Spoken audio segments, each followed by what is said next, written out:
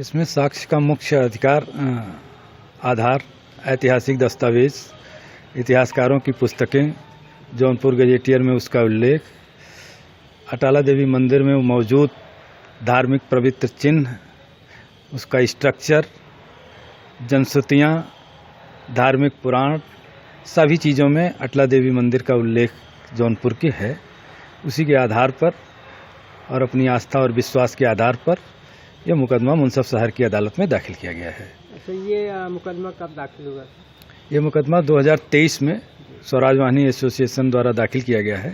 स्वराज वाहिनी एसोसिएशन के अध्यक्ष संतोष कुमार मिश्रा द्वारा पीस कमेटी जामा मस्जिद, अटाला मस्जिद वक्फ अटाला के विरुद्ध दाखिल है, जो मिसलेनियस सूट के रूप में दर्ज होने के बाद न्यायालय में सुनवाई होने के पश्चात न्यायालय द्वारा मामले को सही पाए जाने पर मूल ओएस के रूप में दर्ज होने का आदेश हुआ और उसमें पैमाइश का भी आदेश हो चुका है। लेकिन विपक्षी द्वारा पैमाइश में बाधा पैदा किए जाने के कारण पैमाइश नहीं हो सकी है और पुलिस फोर्स की उपस्थिति में पैमाइश कराने के लिए वादी पक्ष द्वारा मेरे द्वारा प्रार्थना पत्र दिया गया है, जिस पे 10 तारीख को सुनवाई होना निश्चित है और संभवतः उस दिन पुलिस फोर्स की उपस्थिति में सर्वे और पैमाइश की कार्रवाई का आदेश हो जाएगा। इसी बीच मुस्लिम पक्ष द्वारा माननीय जिला जज की अदालत में इस आदेश को चैलेंज करते हुए रिवीजन फाइल किया गया था, जो माननीय जिला न्यायालय द्वारा निरस्त कर दिया गया है।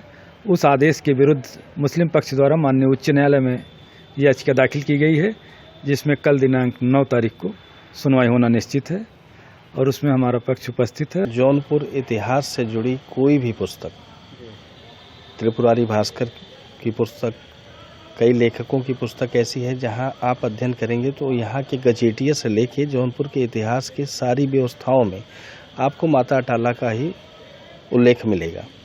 अटाला मस्जिद जो है वो तुर्की शासन काल का एक आक्रमणकारी और विध्वंसक कार्यवाही का प्रमाण बनाने का प्रयास यहाँ अटाला मस्जिद किए हैं, जो कि यहाँ आक्रमणकारी थे, यहाँ शासन करना चाहते थे। राजा विजय चंद ने 13वीं शताब्दी में इसको बनवाया था, माता अटाला देवी का मंदिर, और 1408 में फिरोज शाह तुगलक ने इस स्ट्रक्चर को तोड़वा के पुनः अटाला मस्जिद बनाना चाहा, जिससे कि ये अटाला देवी मंदिर ही अटाला मस्जिद के नाम से जाना जाए। स्ट्रक्चर परिवर्तन से मूर्तियों को हटा दिया गया, मजारें स्थापित कर दी गई, लेकिन पौराणिक उल्लेख और पौराणिक महत्व के मायने से, नज़रिए से भी माता अटाला का संदर्भ उल्लेख मार्कंडेय पुराण में मिलता है। यहाँ के इतिहास की पुस्तकों में गजेटियर जो कि सरकारी अभिलेख होते हैं वहाँ मिलता है।